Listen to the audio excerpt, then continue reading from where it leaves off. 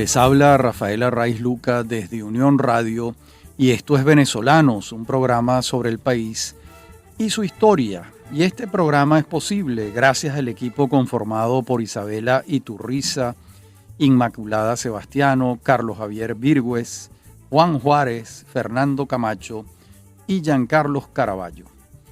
También puedes seguir la transmisión en vivo en www.mundour.com. Debes buscar la pestaña de Radio en Vivo, bajar y darle clic en Unión Radio 90.3.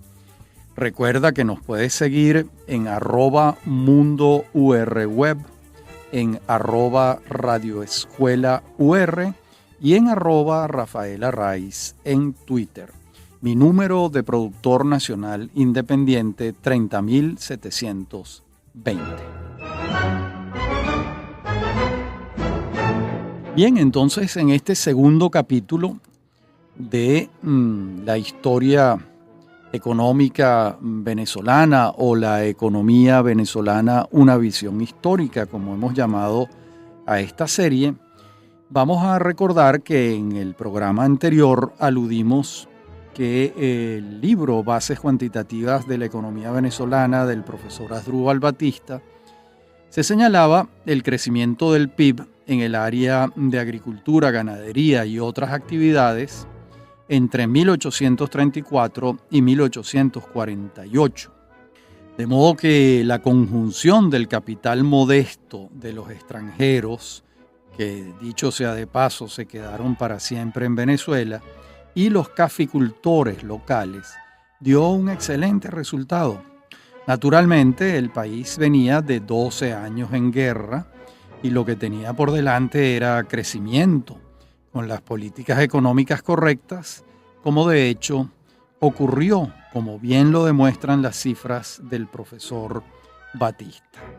Recordemos también que para mediados del siglo XIX, los capitales excedentarios que se habían formado en la Europa industrializada, es decir, Gran Bretaña, Alemania y Francia, avistaron posibilidades en América Latina. Venezuela no fue la excepción, en particular cuando comenzó a gobernar Antonio Guzmán Blanco en 1870. La primera línea férrea en funcionamiento en el país fue construida por los ingleses, que a su vez detentaban la explotación de las minas de cobre de Aroa, aquellas minas que habían pertenecido en tiempos coloniales y en buena parte de los tiempos republicanos a la familia Bolívar. Esta fue la línea Aroa-Tucacas, que se inaugura en 1877. Le siguió el ferrocarril Caracas-La Guaira, inaugurado en 1883, construido a expensas de los ingleses y con su tecnología. Y se inaugura en 1883 porque Guzmán Blanco tenía la intención expresa de celebrar el centenario del nacimiento de Simón Bolívar con la mayor pompa, y qué mayor acontecimiento que un ferrocarril que iba a unir a Caracas y La Guaira. Luego, los ingleses construyeron el ferrocarril central de Venezuela, me refiero a ese que iba de Caracas a Petare y a los valles del Tuy. Ese ferrocarril se inaugura en 1886. Y el ferrocarril Valencia-Puerto Cabello también lo hicieron los ingleses y abre su servicio en 1888. Por su parte, los alemanes construyeron el ferrocarril Caracas-Valencia, que se va a inaugurar en 1894. Y los franceses, los corsos, el gran ferrocarril del Táchira, que abre sus puertas, las puertas de sus vagones en 1895.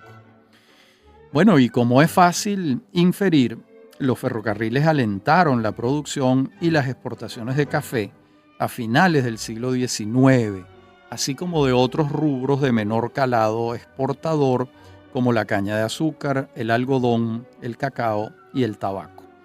Era evidente que sin los ferrocarriles el volumen que podía trasladarse de los centros de producción a los puertos, desde donde navegaban hacia Europa, era un volumen muy reducido porque se transportaba en carretas por caminos muy accidentados. Y ahora con los ferrocarriles, ese volumen de producción podía también exportarse en similares magnitudes. Y podemos advertir de nuevo un crecimiento en el PIB, en el área de agricultura, ganadería y otras actividades. Fíjense las cifras. En 1877, ese rubro estuvo en 92 millones de bolívares y en 1895 ya estaba en 143 millones de bolívares. Estas son las cifras del profesor Baptista. Como vemos, todo el siglo XIX fue cafetalero, así como los primeros años del siglo XX, hasta los hallazgos de grandes yacimientos de petróleo, cuya explotación comenzará en 1914. Pero hasta entonces, el principal rubro de exportación y el motor de la economía venezolana era la producción de café. Ya luego empieza la era del llamado oro negro, que va a iniciarse en 1914. Esto comienza con el informe Arnold en la mano, que lo tiene el presidente de la Shell de entonces, el legendario Henry Detterding. Y con ese informe, Detterding decide explorar en Venezuela. Pero expliquemos brevemente qué fue el informe Arnold. Ralph Arnold estuvo al frente de un equipo de 50 geólogos norteamericanos, recorrió todo el territorio y señaló los lugares donde podría haber petróleo. Esta tarea les tomó 2 años, hacer el barrido de oriente a occidente y entregar el informe. Primero se entrega un primer informe y después otro. Y Arnold no se equivocó.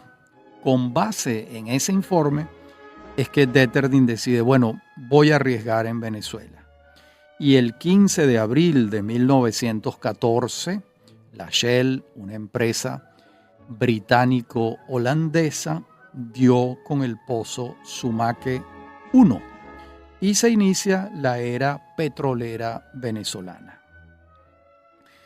Luego, el 14 de diciembre de 1922, 8 años después, dan con el pozo Los Barrosos 2. Y ya entonces Venezuela se coloca en los primeros lugares del mundo en cuanto a reservas probadas. Hay que recordar que cuando Los Barrosos 2 es perforado, sale una columna de petróleo de muchos metros de altura, 100 metros dicen los entendidos. Eso revelaba que las magnitudes del yacimiento eran gigantescas y colocó a Venezuela en el mapa como en aquel momento las mayores reservas de petróleo del mundo. Lo demás, después de este hallazgo de 1922, lo demás va a ser el desarrollo de una industria petrolera que trajo grandes beneficios y grandes dificultades para Venezuela, en partes iguales si se quiere, aunque los beneficios por supuesto fueron mucho mayores. Comenzó entonces el éxodo de los ámbitos rurales a la ciudad. Cuando comienza el siglo XX venezolano, cerca del 80% de los venezolanos viven en el campo y 20% vive en ciudades. Cuando terminó el siglo XX, el 86% de los venezolanos vivía en ciudades y el 14% vivía en el campo. De modo que se había producido un éxodo masivo a lo largo del siglo XX del campo a la ciudad en función de una economía petrolera. Y muy pronto empezó a manifestarse una moneda nacional fortalecida por el ingreso en divisas, que llevó muy pronto también a la expresión de la llamada enfermedad holandesa. Esto comprometió severamente cualquier posibilidad de exportación de otros productos distintos al petróleo, incluida la materia prima. Ya que la enfermedad holandesa, fundamentalmente, al Venezuela tener grandes ingresos de divisas y fortalecerse el bolívar como su moneda nacional, sus costos de producción de productos exportables eran muy altos en comparación con los mismos productos en otros países. En otras palabras, producir un tomate en Venezuela era bastante más caro que producir un tomate en Colombia. La posibilidad de conseguir un mercado del tomate venezolano fuera de Venezuela era inexistente. De modo que allí comienza a manifestarse lo que se conoce como la enfermedad holandesa. El origen de esta enfermedad estuvo en Holanda y señalan que fue vinculado con los tulipanes holandeses. Bien, además la construcción de la industria petrolera se inicia en un país que está muy lejos de haberse industrializado, de tal modo que la incidencia a favor o en contra de este proceso es notable, dadas las magnitudes de la actividad petrolera venezolana. En la próxima parte del programa veremos otros aspectos vinculados con la producción petrolera propiamente. Ya regresamos.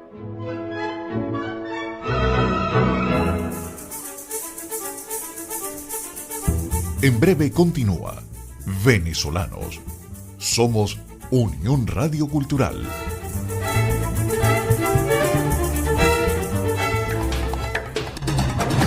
Julio César Pineda nos conecta al panorama internacional, con noticias y sucesos que repercuten en Venezuela y el resto del mundo. En la época comunista, la Unión Soviética tenía su área de influencia, la cortina de hierro. Además tenía su fuerza dentro del Pacto de Varsovia concentrada militar con armas nucleares. Y los Estados Unidos en la OTAN había hecho también una alianza con países occidentales frente a la amenaza soviética.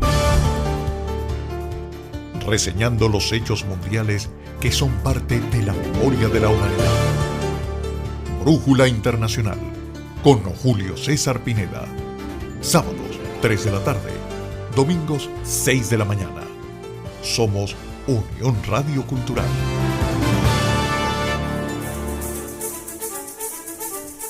Estamos de regreso con Venezolanos.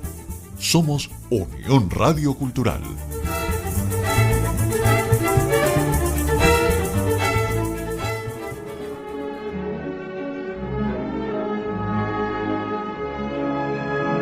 Bien, les decía en la parte anterior del programa que en esta veríamos otros aspectos de la producción petrolera. Por ejemplo, en 1943 la producción promedio fue de 491.463 barriles diarios. Apenas 7 años después, en 1950, la producción fue de, escuchen bien, 1.497.988 barriles diarios. Es un crecimiento descomunal, pasar de 491.000 a 1.400.000. Fue un crecimiento en 7 años de 1 millón de barriles. Y 8 años después, en 1958, la producción había subido a 2.604.840 barriles diarios. El pico más alto de la producción petrolera venezolana estuvo en el año 1970, cuando se llegó a 3.708.000 barriles diarios. Como vemos, estamos hablando de cifras mayores en un país despoblado. El censo oficial de 1961 arroja la cifra de 7.523.999 habitantes. Y fíjense que en el censo de 1950, apenas 11 años antes, la cifra era de 5.034.838 habitantes. Estas son cifras del Instituto Nacional de Estadística de Venezuela, del INE. Yo no sé si se ve claramente lo que significa pasar en 11 años de 5 millones de habitantes a 7.500.000 habitantes. Es un crecimiento del 50% en apenas 11 años. Es algo verdaderamente gigantesco. Por supuesto, no se debe a que los venezolanos hayan decidido procrear de manera incontenible, sino a la llegada de grandes contingentes de extranjeros, particularmente de pueblos del sur de Italia, de Portugal, particularmente de la isla de Madeira, y de España, y por supuesto de inmigrantes de toda Europa, pero los países principales fueron Portugal, España e Italia. De modo que por eso es que en la década de los años 50, Venezuela tuvo entre los 10 ingresos per cápita más altos del mundo. Fíjense por qué. Estamos hablando de 5 millones de personas, que era lo que había en 1950, con una producción petrolera que ya estaba en 1.500.000 barriles diarios. Imagínense lo que es eso. O sea, eso son grandísimas proporciones. Por eso Venezuela tuvo en esa década el ingreso per cápita uno de los más altos del mundo, entre los 10 más altos del mundo. Sin embargo, Venezuela todavía no era un país industrializado totalmente, pero tenía muy buenas posibilidades de lograrlo. Esto comienza en septiembre de 1946, cuando la Junta Revolucionaria de Gobierno, presidida por Rómulo Betancourt, crea la Corporación Venezolana de Fomento, CVF. El objeto de la CVF era financiar al sector privado para que creara un parque industrial y unas indispensables fuentes de energía termoeléctrica en todo el país. Como sabemos perfectamente, sin electricidad, sin energía eléctrica, no hay posibilidades de desarrollo industrial. De modo que primero fue la gallina y después los huevos. La gallina, en este caso, era la creación de unas fuentes eléctricas que permitieran el desarrollo industrial. Por otra parte, el economista argentino Raúl Prebisch diseñó para la Comisión Económica para América Latina, CEPAL, de la Organización de las Naciones Unidas, ONU, un modelo de desarrollo denominado la ICI, es decir, industrialización sustitutiva de importaciones. Esto estaba fundamentado, este modelo, en una urgencia que tenía toda América Latina, la necesidad de industrializarse. La ICI preveía que desde el Estado se fijaran aranceles muy altos a los productos importados, de manera de favorecer a la producción nacional, impidiendo que compitiera con productos foráneos. A su vez, el Estado financiaba la creación del parque industrial en el caso de que pudiera. Venezuela podía, como ningún otro país en América Latina, ¿gracias a qué? A la renta petrolera.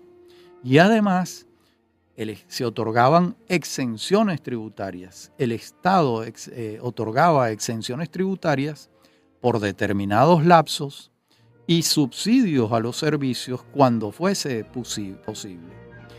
Este fue el modelo que imperó en toda América Latina, con algunos matices, hasta 1989-1990, cuando fue derogado este modelo por el Decálogo de Políticas Públicas, que se llamó Consenso de Washington, gracias a un trabajo de John Williamson, un economista británico, que estableció, que fijó, que advirtió las 10 políticas económicas públicas que formaban parte del consenso de Washington para el desarrollo de América Latina.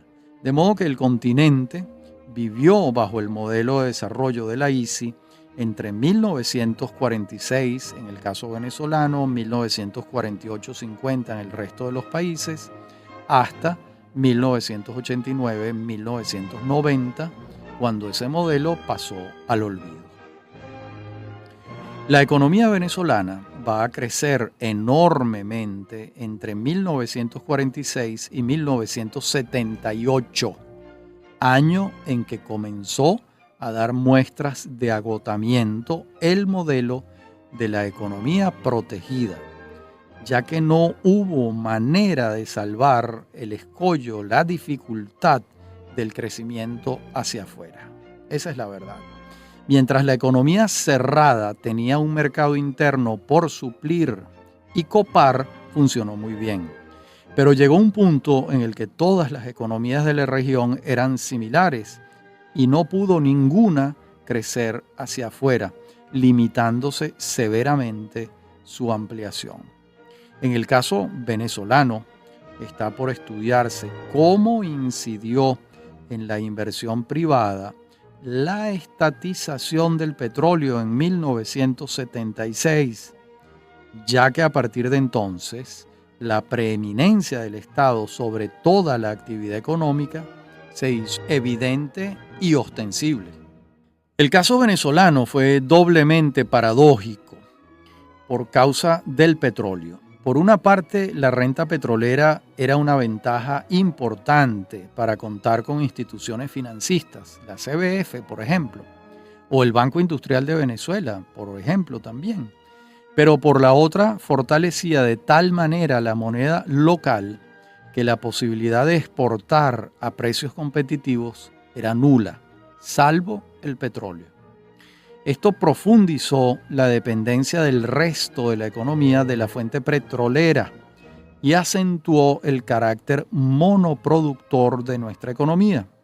Y una vez estatizado, se enfatizó todavía más, trayendo el conjunto de consecuencias económicas singulares que tiene una economía donde la fuente principal de la riqueza está en manos del Estado y no de la nación. Por ello, con mucha frecuencia hemos oído decir que Venezuela es un estado rico en una nación pobre. Quizás sea una exageración, pero hay algo de verdad en ello. Y bien, entonces Venezuela se montó en la ola liberal de los años 90, cuando la caída del mundo soviético y el socialismo real le abrieron la puerta a la economía de mercado y las economías latinoamericanas liberaron sus comercios y adoptaron en alguna medida los 10 puntos del consenso de Washington fijados por el economista británico John Williamson. Comenzó entonces una nueva etapa de nuestra actividad económica después de 43 años bajo el paraguas de la ICI. No fue fácil. Se trataba para las industrias nacionales de competir con productos importados o simplemente ser comprados por empresas globales del ramo e integrar mecanismos de producción globalizados. En la próxima parte del programa continuaremos viendo estos hechos posteriores, ¿verdad?, a la era de la ICI, que podemos ubicarla entre 1946 y 1989. A partir de esta fecha, del 89, se inicia un cambio del modelo de desarrollo económico en toda América Latina y en Venezuela también. Esto lo seguiremos viendo en la próxima parte del programa.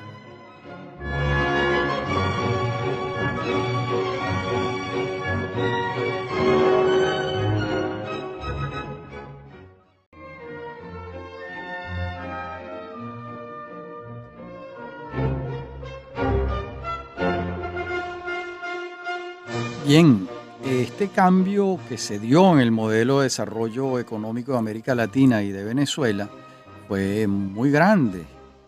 De modo que las magnitudes de este cambio económico, junto con los cambios políticos que introdujo la Ley de Elección de Gobernadores y Alcaldes del año 1989 y la Ley de Descentralización Política y Administrativa de 1990, condujeron a un cataclismo político que estremeció al gobierno de Carlos Andrés Pérez, su segundo gobierno, el que va de 1989 a 1993, y terminó por aventarlo del poder en 1993.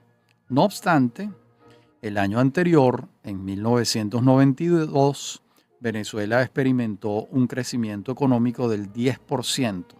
Ese año fue el crecimiento económico más alto del mundo. Y se experimentó después de las medidas liberales de 1989, pero el costo político para el statu quo fue muy alto, como es evidente. Bien, la industria petrolera venezolana fue estatizada en 1976, como dijimos antes, cuando todos los activos de las concesionarias pasaron a manos del Estado, en cabeza de la empresa holding creada para tal fin, PDVSA. Los primeros 7 años de PDVSA fueron de enorme éxito. Esa empresa presidida por el general Rafael Alfonso Rabar, que venía con un enorme prestigio de presidir y crear varias empresas venezolanas del Estado, CADAFE, la CBG, Edelca, Sidor, Alcasa, Benalum, un gerente público de primer orden a quien se le confió la fundación y la creación de PDVSA. La empresa era manejada por él con criterios gerenciales modernos, siendo una compañía estatal.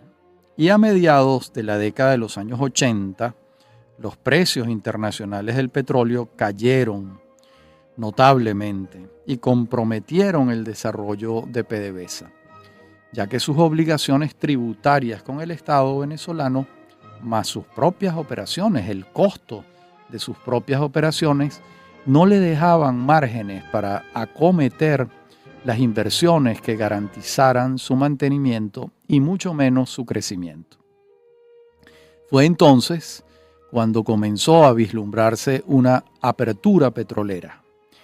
Se inició en los años finales del segundo gobierno de Pérez.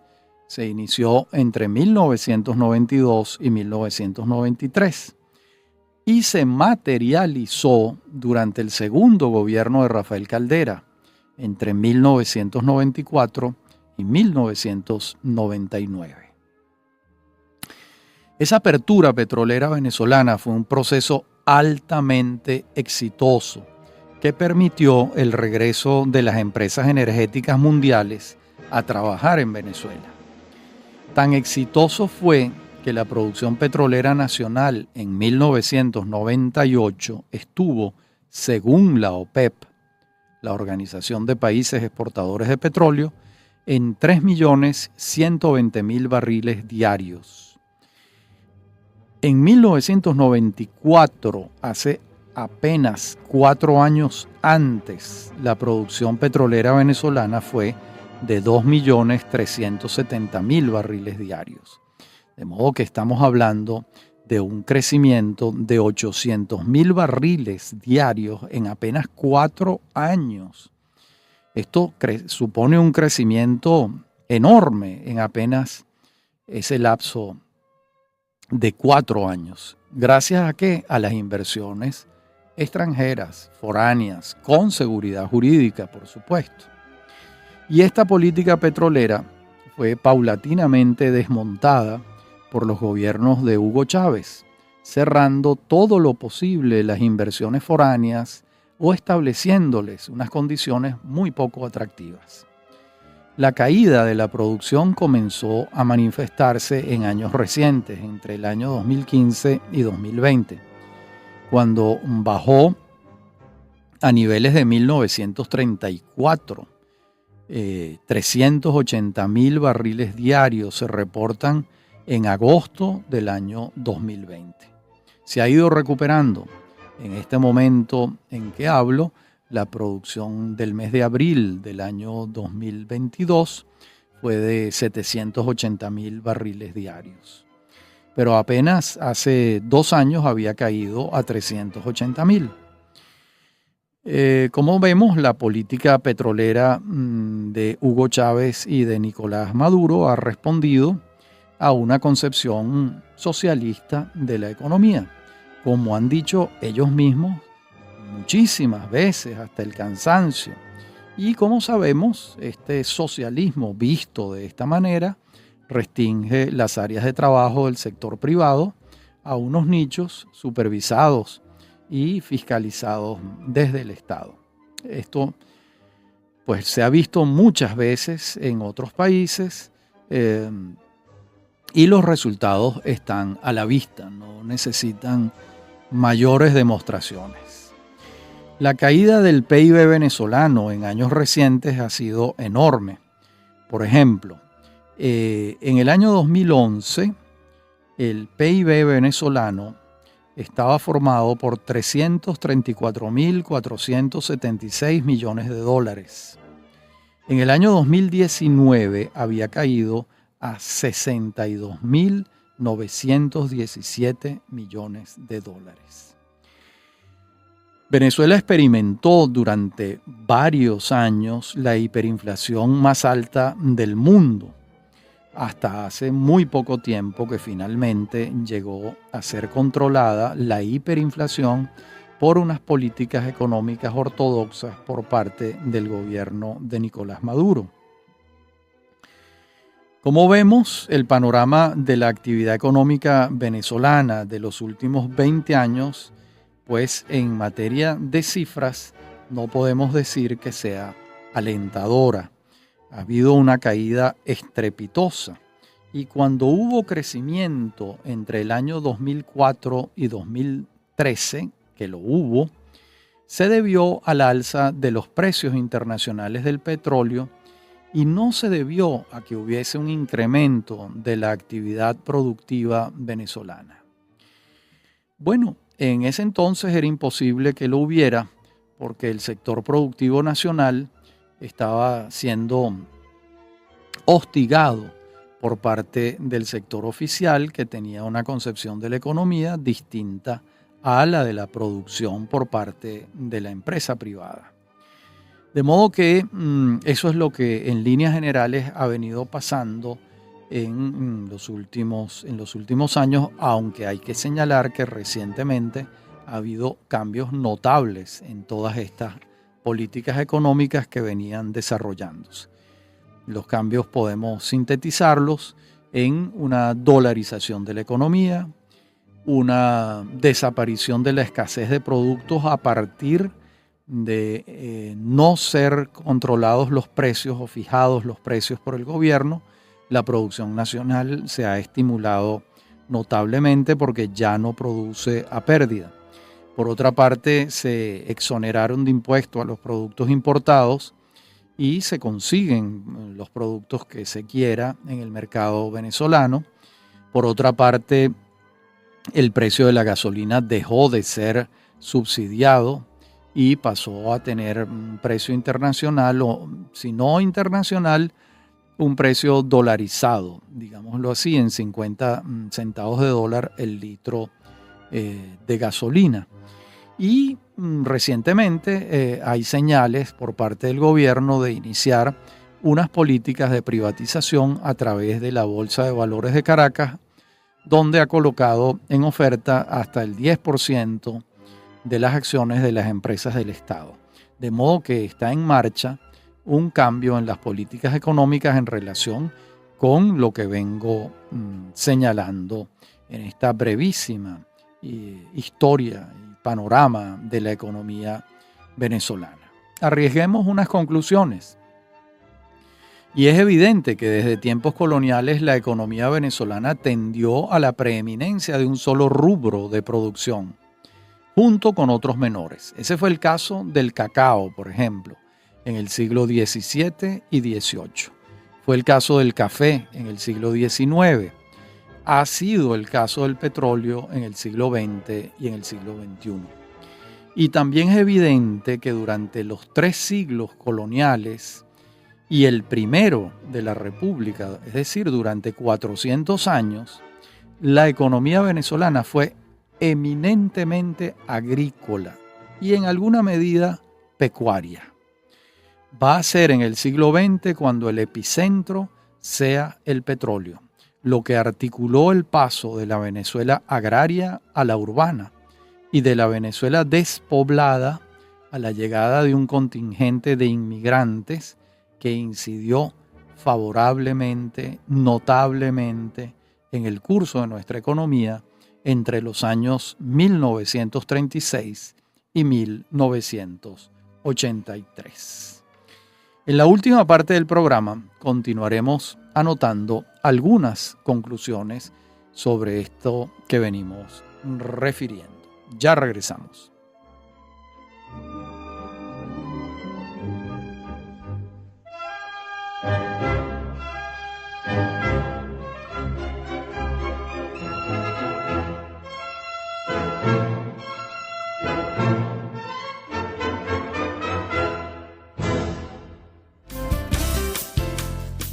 Estás escuchando Unión Radio Cultural.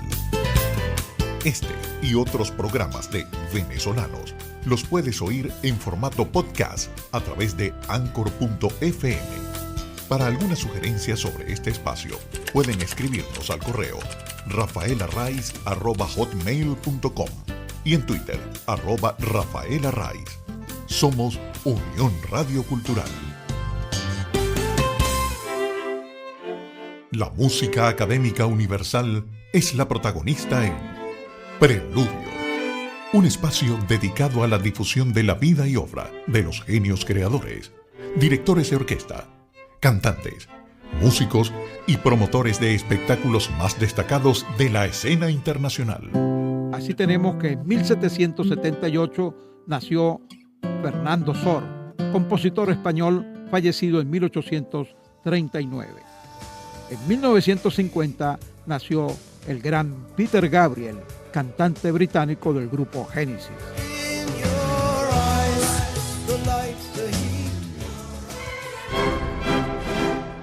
Preludio, conducido por Germán Alirio Chacón, los sábados a las 6 de la mañana y 11 de la noche, y domingos a las 8 de la mañana. Somos Unión Radio Cultural.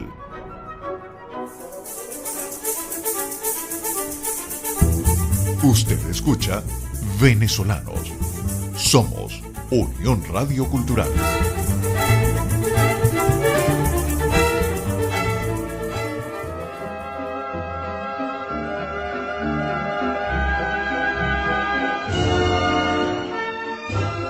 Bien, como toda la totalidad de América Latina, Venezuela asumió la teoría de la dependencia. Una teoría que a finales de los años 40 estaba en boga, una teoría de la dependencia que intentaba explicar las causas del subdesarrollo económico de América Latina. Y por eso intentamos industrializarnos con el paradigma de la autarquía o del autoabastecimiento, con base en ese modelo de desarrollo que fue la ICI. La prédica keynesiana calaba en el mundo posterior a la Gran Depresión de 1929, cuando el crack de la Bolsa de Nueva York sumió al mundo occidental en una crisis económica de grandes proporciones.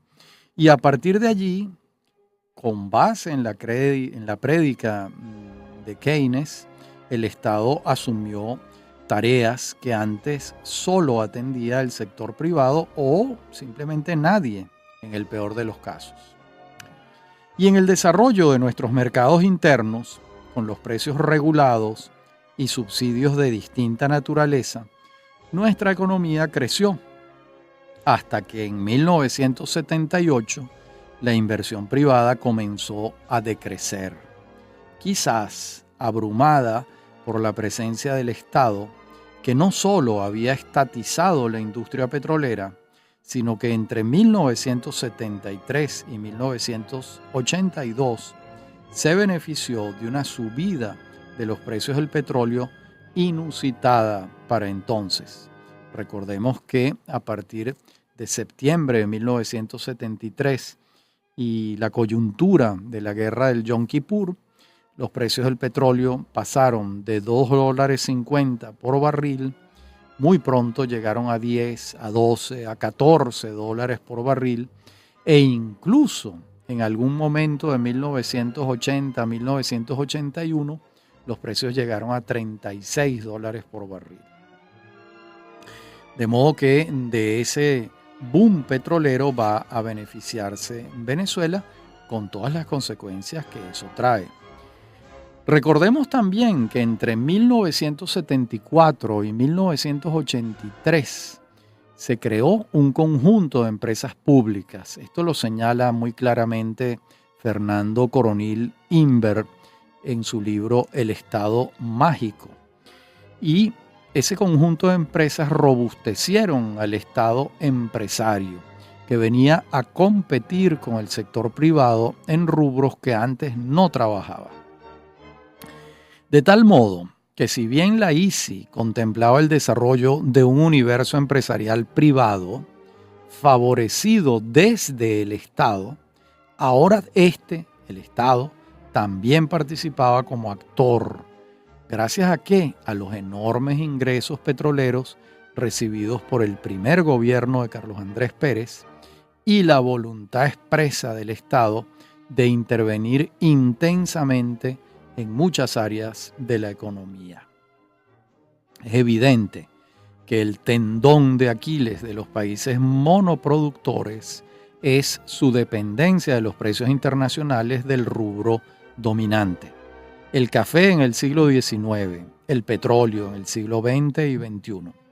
Además, la impronta monoproductora dificulta la diversificación de la economía, una tarea pendiente y urgente en Venezuela desde la consolidación de la industria petrolera nacional.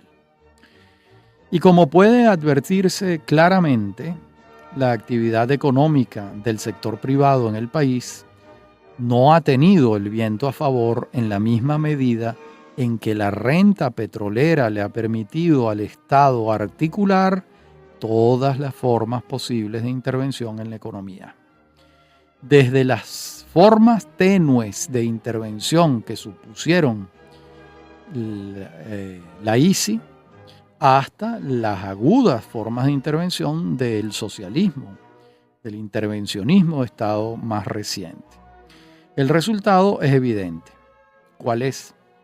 Un sector privado debilitado, un sector público ineficiente a niveles desesperantes en la prestación de los servicios esenciales para el desarrollo.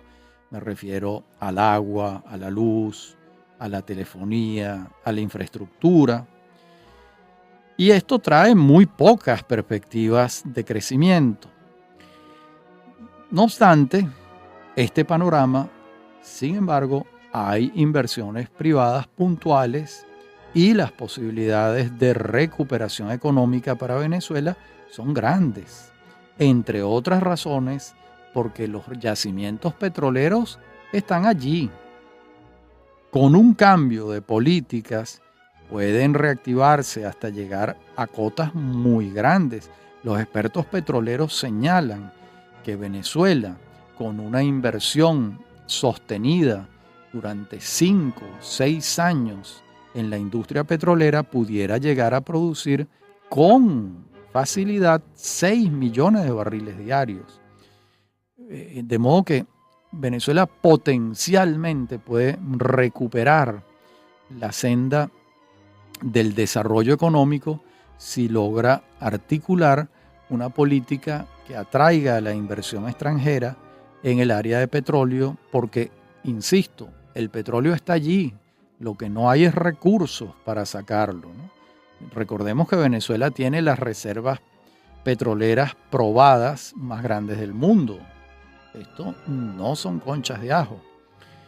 En lo cultural, el hecho de ser Venezuela un país petrolero ha traído varias consecuencias. En el imaginario colectivo se tiene la percepción de que es un país rico que todo lo puede, pero la verdad es que es un país que se ha empobrecido, sobre todo si consideramos que la riqueza está en la generación de valor que logran los nacionales de un país y no en la detentación del Estado de la producción petrolera. Ciertamente, esto es así. Durante años se dijo que Venezuela era un Estado rico y una nación pobre. Ahora lo que ha venido ocurriendo es que el Estado también se ha empobrecido, dada la caída de la producción petrolera hasta unos niveles que uno no imaginó. 384.000 barriles en el año 2020 y ha empezado a recuperarse felizmente. En el año 2022 está en 780.000 barriles diarios. Pero se necesita la palabra mágica, las palabras mágicas que son seguridad jurídica para que regresen las empresas petroleras extranjeras con su capital y Venezuela pueda incrementar su producción petrolera de manera sostenida. Pensar que Venezuela puede dejar de ser un estado petrolero, una nación petrolera, es difícil porque allí están los yacimientos. Y mientras los yacimientos estén allí y el petróleo sea una fuente energética en el mundo, pues las posibilidades de recuperar la industria petrolera venezolana van a depender de la llegada de los capitales, de la llegada, de la apertura a inversiones extranjeras para poder recuperar la industria petrolera venezolana. En el entretanto, hemos visto cómo producciones nacionales comienzan a tener unas cotas de exportación interesantes. Es el caso de los camarones, es el caso del ron, es el caso del chocolate, que son algunos de los rubros en los que Venezuela en los últimos años, la empresa privada, ha conseguido exportar sus productos. Claro, estamos muy lejos de las cifras petroleras, pero no deja de entusiasmar ver cómo las fuerzas productivas de un país en condiciones favorables pueden comenzar a exportar generando divisas para los venezolanos y prosperidad económica. De modo que este es el recorrido que hemos hecho en estos dos primeros programas. En los próximos dos vamos a trabajar sobre la base de hitos principales en el desarrollo de la economía venezolana. En estos dos primeros programas hemos hecho un panorama general y en los dos próximos que vienen veremos hitos, estudiaremos coyunturas, momentos, hitos donde la economía venezolana experimentó cambios que la condujeron al crecimiento económico o a las expectativas de tener un crecimiento económico importante en nuestra historia. Así lo veremos en el capítulo 3 y el capítulo 4 de esta serie que venimos desarrollando. Y como siempre, ha sido un placer disertar para ustedes.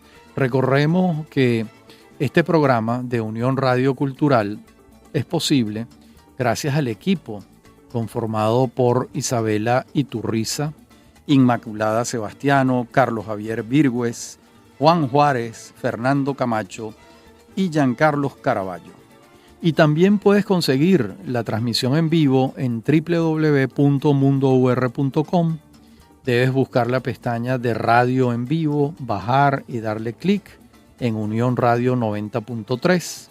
También recuerda que nos puedes seguir en @mundourweb, @radioescuelaur. Y a mí, en lo particular, me consiguen en @RafaelArraiz en Twitter y en mi correo electrónico, rafaelarraiz@hotmail.com. Hasta la semana que viene, cuando continuaremos con esta serie de Economía Venezolana, una visión histórica.